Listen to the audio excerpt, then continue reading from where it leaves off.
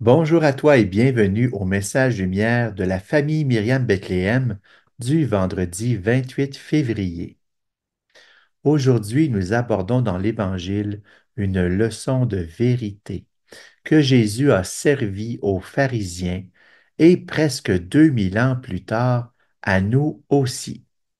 Alors que Jésus arrive dans le territoire de la Judée et qu'il enseignait à des foules, et des pharisiens l'abordent, et pour le mettre à l'épreuve, on les connaît, ils lui demandaient, est-il permis à un mari de renvoyer sa femme? Et Jésus leur a répondu, que vous a prescrit Moïse? Ils répondent, Moïse a permis de renvoyer sa femme à condition d'établir un acte de répudiation. Et Jésus leur dit, c'est en raison de la dureté de vos cœurs que Moïse a formulé pour vous cette règle.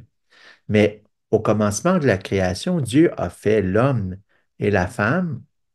À cause de cela, l'homme quittera son père et sa mère, et il s'attachera à sa femme, et tous deux deviendront une seule chair. Ainsi, ils ne seront plus deux, mais une seule chair. Donc, ce que Dieu a uni, que l'homme ne le sépare pas. Et les disciples interrogeaient Jésus sur cette question de retour à la maison. Et Jésus leur dit, celui qui renvoie sa femme et en épouse une autre devient adultère envers elle. Si une femme qui a renvoyé son mari en épouse un autre, elle devient adultère. Trouves-tu comme moi que cette parole est un peu explosive en ces jours où nous voyons dans notre société fréquemment, chez nos voisins, même dans nos familles, tant de couples mariés qui se sont séparés et qui refont une relation de couple avec une nouvelle personne? C'est une vie nouvelle pour eux. C'est comme une deuxième chance pour le bonheur. Alors on peut être poussé à voir cela très positivement et même encourager ces personnes qu'on aime et qu'on veut voir heureux. Mais Jésus nous rappelle aujourd'hui, dans son affirmation sur l'adultère, une vérité importante, comme il l'avait fait à la Samaritaine au bord du puits de Jacob. Il lui avait dit, l'homme avec lequel tu es n'est pas ton mari. Jésus aurait bien pu passer cela sous silence, mais il avait besoin de dire la vérité à cette femme, et elle, surtout, elle avait besoin de l'entendre. Au-delà de cette question de l'adultère, certaines vérités sont difficiles à transmettre. Et quand on voit les choix de vie de certains de nos frères et sœurs, on peut être facilement porté à juger, mais nous ne savons jamais toute l'histoire qui est derrière les choix d'une personne. Seul le Seigneur a accès au fond du cœur de chaque personne. Comme il dit de lui-même, Jésus, je suis le bon pasteur et je connais mes brebis. Jésus nous a donné la clé pour transmettre la vérité, et c'est de le faire, mais avec un cœur de pasteur. Commencez par apprendre à connaître la personne, écouter jusqu'au bout son histoire, s'intéresser à sa souffrance, par exemple, et à son espérance de bonheur. Le pape François, pour qui nous prions intensément depuis une quinzaine de jours, lui aussi travaille fort depuis son élection pour lancer dans l'Église ce souffle pastoral renouvelé qui s'intéresse aux personnes.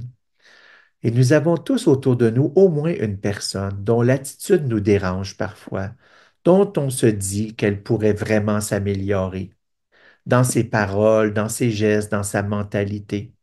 Et dans mon cas, j'ai connu, il y a maintenant 3 ans environ, une personne qui avait toujours l'air triste. Elle était déprimée, elle était négative.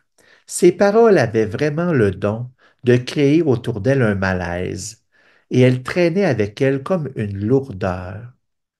Tu comprendras que je n'avais pas vraiment le goût d'être proche d'elle. J'aurais pu fuir facilement la proximité de cette personne que je ne voyais que 3 ou 4 fois par année. Mais après quelques occasions de la croiser, je pense que le Seigneur m'a inspiré une attitude pastorale qui m'a un peu surpris. J'ai décidé de m'asseoir près de cette personne pendant les activités où nous allions en même temps. Et même au repas, j'essayais d'être assis à la même table que cette personne. Je lui ai posé des questions sur sa vie, son travail, sa famille, et j'ai découvert quelqu'un qui a un beau cœur, quelqu'un qui a une foi vivante.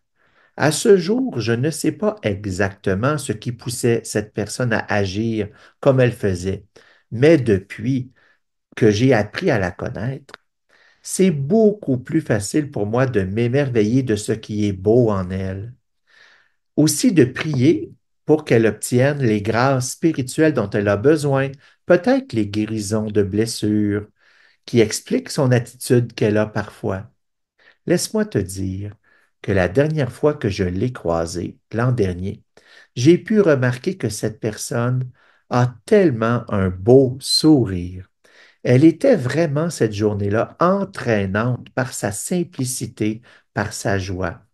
Alors veux-tu aujourd'hui, on pourrait demander au Seigneur de nous aider à développer cette attitude pastorale, comme Jésus qui connaît ses brebis et même qui sacrifie sa vie pour ses brebis. Peut-être que ça va nous demander, à nous aussi, des petits sacrifices, un peu de notre temps, de notre confort, un peu de nos préjugés.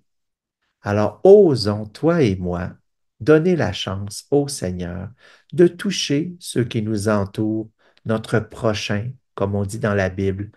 Je suis sûr que nous pourrons nous émerveiller à la fin de cette journée devant l'action du Seigneur. Sois béni en cette journée. Au revoir et à bientôt.